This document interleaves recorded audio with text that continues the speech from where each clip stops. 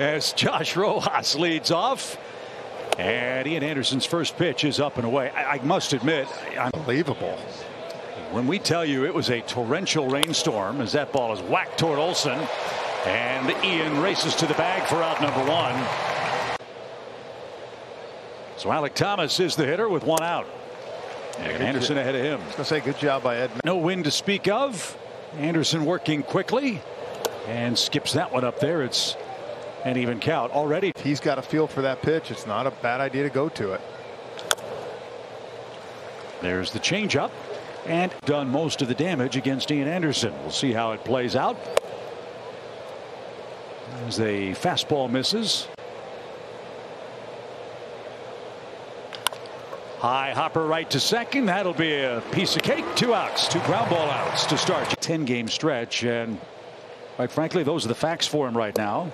Yeah, the one thing you do appreciate is there's no excuses by good starts in the postseason, everything else to draw that success and know where you've been. But for him, he's got to. I mean, he's as close as you can get. And off the knuckles, still 0-2. I'm assuming he's trying to take away that changeup.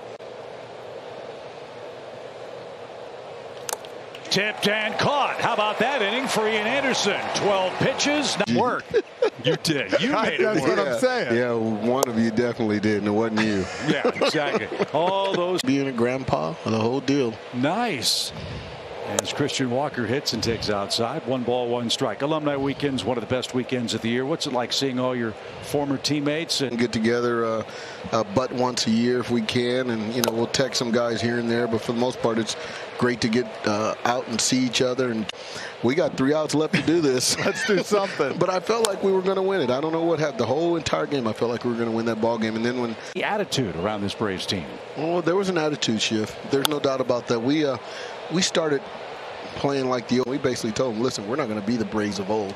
We're the new Braves here. And I started talking to Avery and Ronnie Gann and Mark Lemke. We started talking about it. Wasn't hard because I think we had mutual respect for each other in that clubhouse. I walked in, John and Bobby asked me to, and they bought in. The guys bought in, and that's what made us so good. Everybody bought in at what we needed to do here.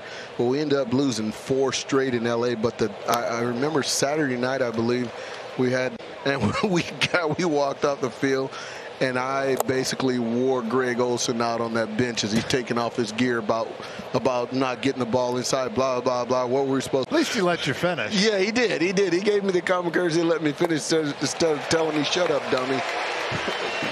Bobby Cox. All of us miss Bobby. Hope he's doing well.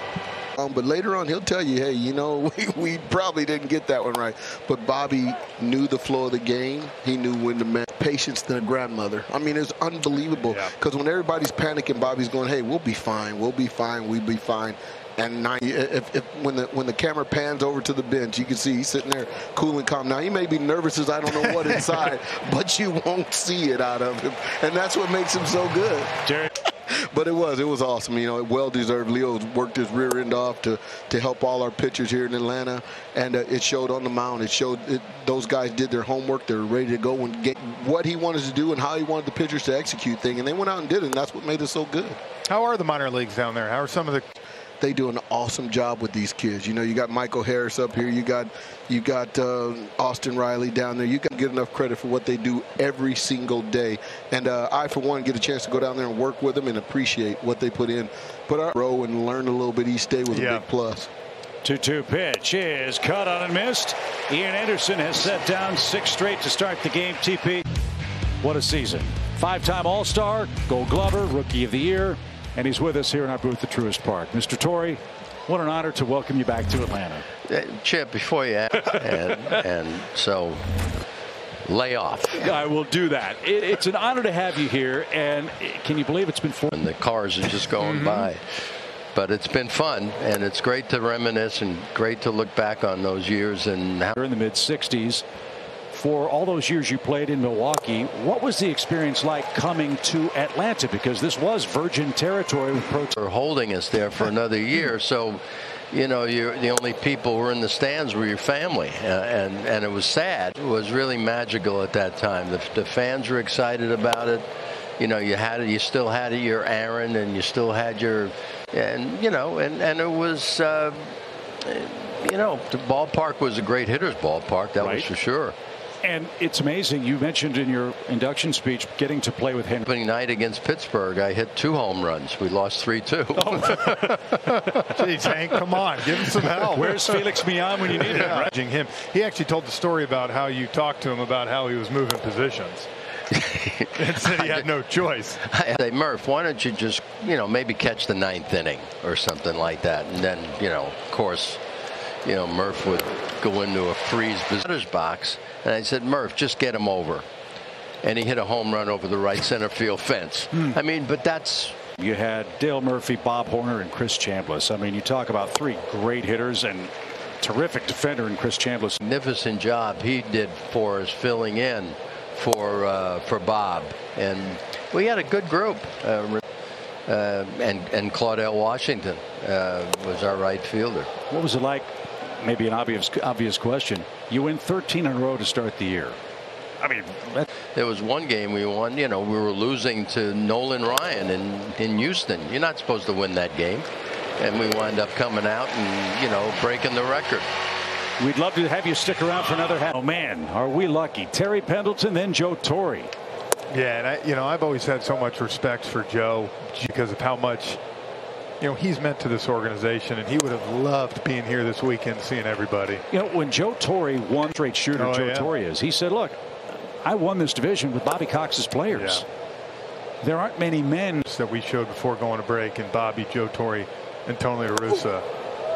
That pitcher, how much credibility, how many wins? No. For a young man that needs a good start, he is answering the bell and just missed there. Full count.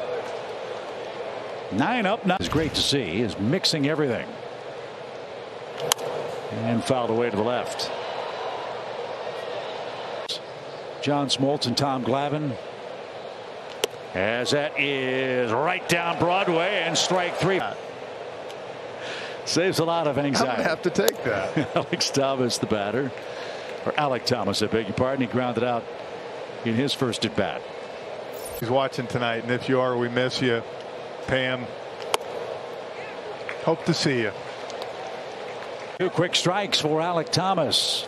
Ian's got a good fastball tonight. Now the change is rifled into right, actually a curveball, and Cattell has 10 homers.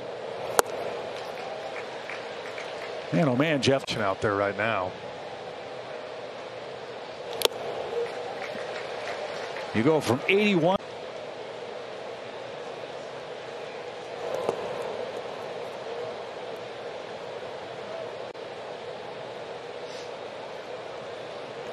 Chased it in the dirt, and Anderson is perfect through 4.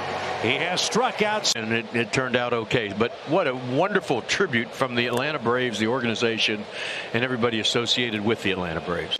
Pretty much everybody that was instrumental in your career. But, you know, you mentioned Bobby Cox at the end and how important he was for you.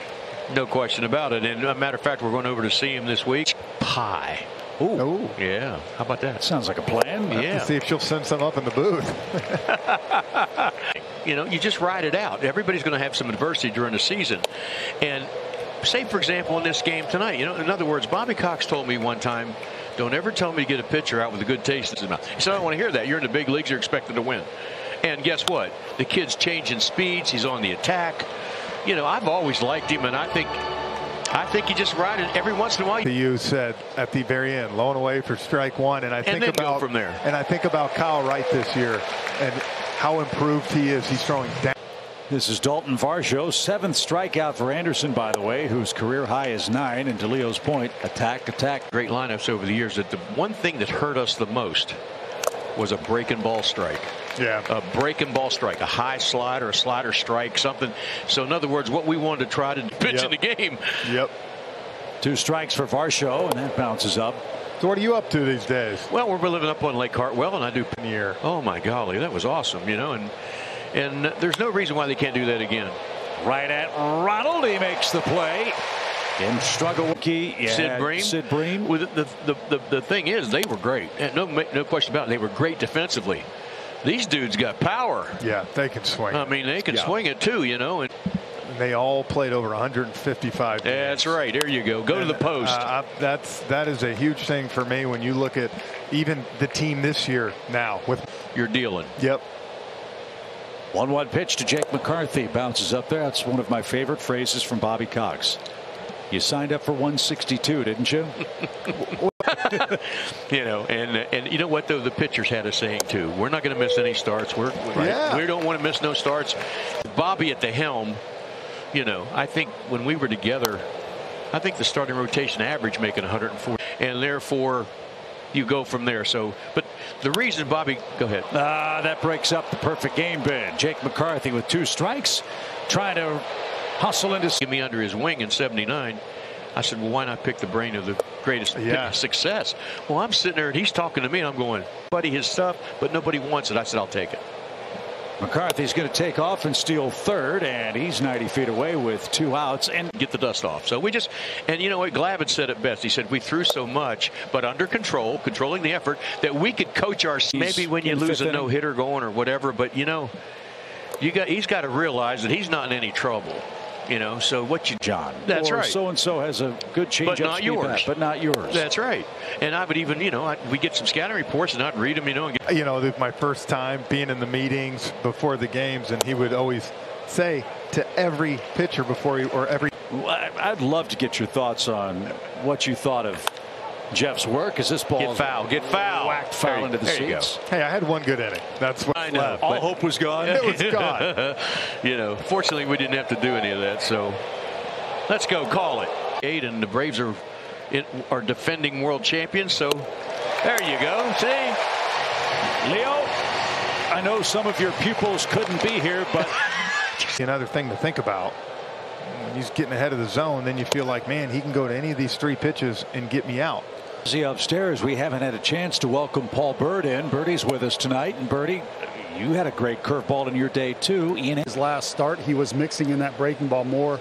Didn't see that in the last outing. He's made an adjustment tonight, and guys, with the fastball too, he's also pounding the zone. He's not trying to be too fine at this level. Well, a 1-hit shutout to this point, and he's 1 strike away from equaling his. But he is about to begin his 3rd trip through the lineup, so that has been an issue for Ian from time to time. So with a 4-0 lead, the Braves bullpen has begun. The payoff pitch. Swing and a miss. That equals the career high, number 9. I'll tell you one thing I like. Case, what does he do? He hits a ball up the middle. The fact of the matter is, you don't give him a free base. You make him earn it.